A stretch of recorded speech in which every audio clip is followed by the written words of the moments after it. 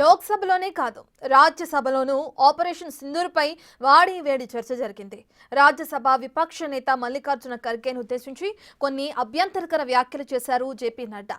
ఇక దీంతో సభలో కాసేపు గందరగోళం ఏర్పడింది. విపక్ష సభ్యులు వెంటనే నిరసనకు దిగారు.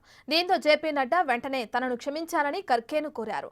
తన వ్యాఖ్యలను వెనక్కి తీసుకుంటున్నట్లు ప్రకటించారు. తన ఉద్దేశం అది కాదంటూ సంజాయిషీ ఇచ్చారు. पार्टी से इतने जुड़ गए हैं कि देश का विषय गौण हो जाता है और इसलिए आपकी तकलीफ में मेंटल बैलेंस खो करके उन शब्दों का प्रयोग और उस तरीके से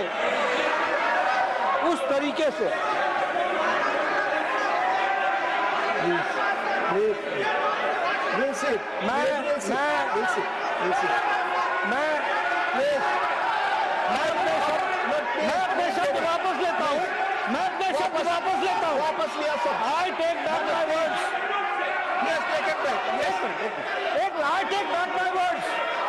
He has taken back his words. I have. He has taken back his words. I have taken back my words. अब सुनिए,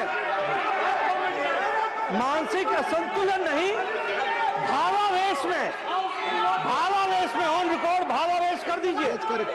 भावावेश में जो शब्द बोले हैं वो शब्द उनकी पार्टी और उनके व्यक्तित्व से मेल नहीं खाते हैं।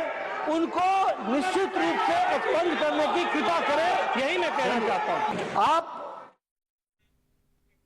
ప్రధానమంత్రి నరేంద్ర మోదీ ప్రపంచంలోనే అత్యంత ఆదరణ ఉన్న నేత అని, అలాంటి నేతపై ఖర్గే విమర్శలు చేయడం సరికాదన్నారు జేపీ నడ్డా. ఈ సమయంలోనే మానసిక సమతుల్యత అనే పదం వాడారు. వెంటనే తన తప్పును సరిదిద్దుకున్నారు.